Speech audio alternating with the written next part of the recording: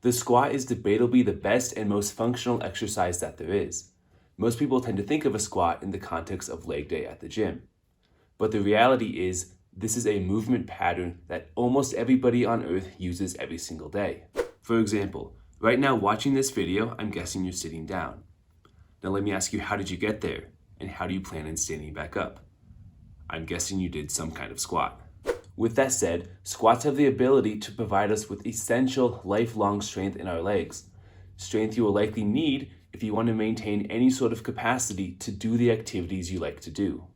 When done incorrectly, they have the potential to significantly damage your back, hips, knees, and feet.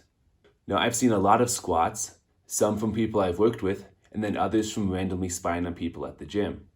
Some look pretty good, some look less good, and some are just downright unnatural.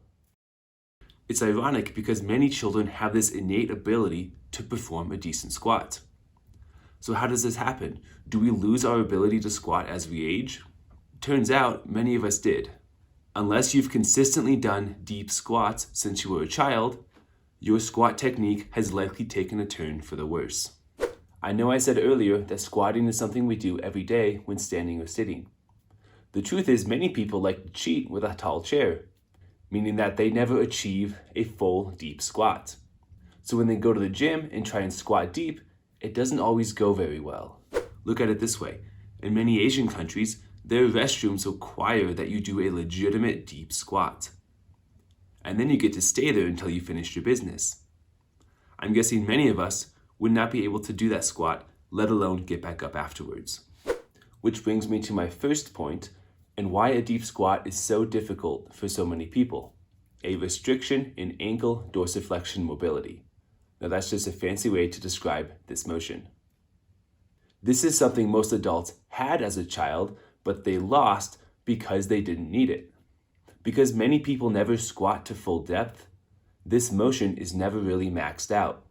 And because it's not maxed out, the body will naturally tighten to restrict this motion, only allowing for what we need on a day-to-day basis. Anybody who's ever had a joint casted knows about this. Because of the prolonged immobility of the joint, everything gets tighter, and if you don't stretch it when the cast is removed, it'll stay this way. Because of this ankle restriction, when you're squatting, you should only go as deep as the ankle allows. Some people will like to try and squat deeper than the ankle will let them. What we will see is that the feet will roll inward into a motion called pronation, as well as the heels will lift up. This brings us to the topic of knee valgus. When our feet roll inward, our knees will tend to follow and will also move inward.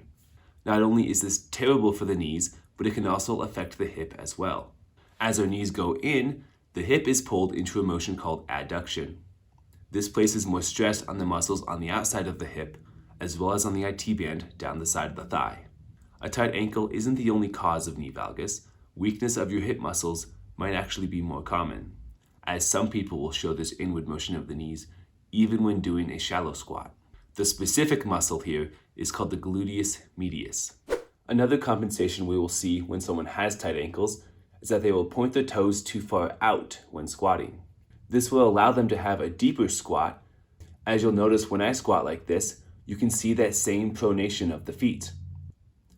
Compare this to a more standard position, and you'll notice that this compensation doesn't happen. A tight ankle can also affect our low back. When the ankle is tight, our knees cannot move past our toes, meaning that our center of mass will stay farther back. Because of this, we will naturally lean forward in order to stop ourselves from falling over. So the more ankle mobility you have, the less forward you have to lean, meaning the less stress on the low back. So how do we fix all this?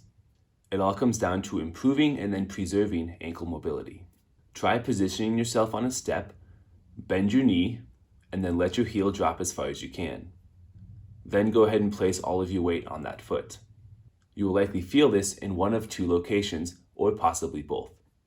The first is in the lower calf, meaning we are stretching your soleus muscle. The second is in the ankle itself, meaning we are stretching the joint capsule. Either way, we are stretching what is most restrictive for your ankle. You can even try gently bouncing up and down to make the stretch a little more effective. Once you have enough mobility, the only thing you have to do to preserve this is do full depth squats consistently. I hope you found this video helpful. If you have any questions, go ahead and leave them in the comment section and I will do my best to answer those.